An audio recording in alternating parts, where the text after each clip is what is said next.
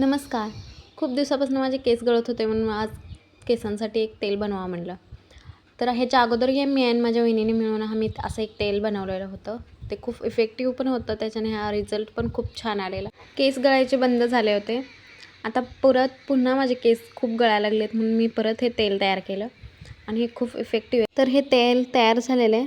तर मी ही बाटलीत ओतून ठेवणार आहे. तर ह्या कांड्या बघू शकता तुम्ही किती छान फुटल्यात. ह्या कांड्या ह्या झाडाची आहे ही कांडी.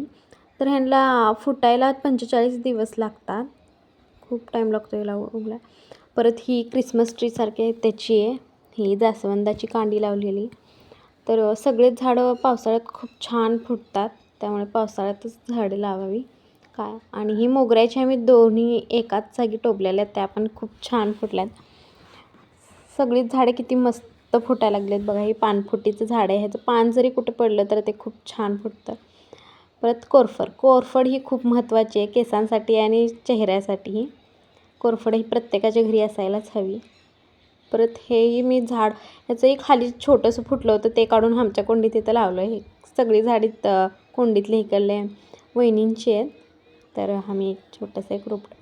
परत हे कशाचं फूल आहे हे मला तरी नाही माहीत. तुम्हाला माहीत असेल तर नक्की सांगा.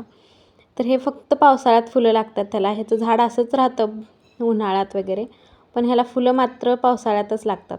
तर किती छान आहे हे फूल. हे पोपट ना मिट्टू म्हणलं की मिट्टू म्हणायचं. मिट्टू. इथे खाली शेजारच्यांच्यात होतं हे मिट्टू. तर खूप गोड होतं. कसा वाटला आजचा ब्लॉग? आवडला असेल तर लाईक, शेअर आणि सबस्क्राईब करा. चला.